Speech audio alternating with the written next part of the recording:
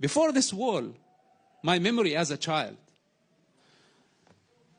my father and I were able to drive our car from the town of Ramallah all the way to Yafo, to Tel Aviv, to the beach, to the zoo, pretty much every weekend. And nobody harassed us. We were able to just shop. We were able to enjoy the beach. This is my early memory as a child. There was not even one checkpoint. Things start changing immediately after the beginning of the first Palestinian Intifada. It started with the chant from the river to the sea. Very romantic. Soon later, it became stabbing. Shortly later, it became mass shooting.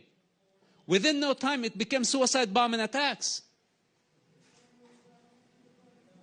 What a democracy should do in a situation when they are not able to stop the people, an entire society. I don't want to say complicit, but the Palestinians praised suicide bombers as martyrs, as heroes of the nation. Look at my case. When I opposed that, I said, no, it's not good.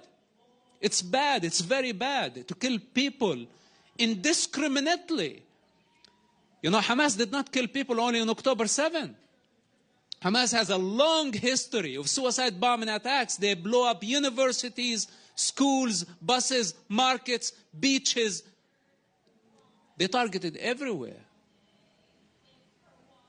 So Israel had to take some security measures. And again, even in the best democracy, when you are under consistent threat, there are exceptions. And some of the civil laws could be actually replaced with some emergency laws. Even the United States did this during the war against terrorism.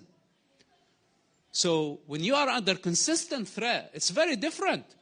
But somebody can sit in comfort and say, hey, how about we take some of the Western values, the democratic values, and say, oh, look at Israel. They claim to be a democracy, but look how they're treating the Palestinians. Well,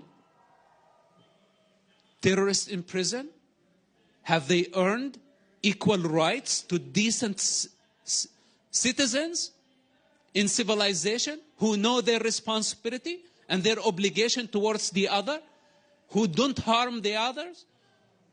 Of course not.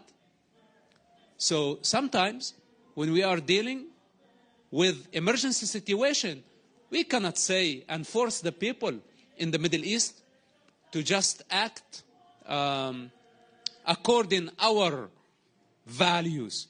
We sit here in the United States, we don't have suicide bombing attacks, we don't have missile attacks, we don't have infiltration on a regular basis. So we cannot take our values and force Israel to do the same while they are under war. We cannot force Israel to send and risk the lives of thousands of foot soldiers in order for us to reduce or minimize the civilian casualty, which Israel is already doing. But who are we to force Israel how to do the job? It's not our right.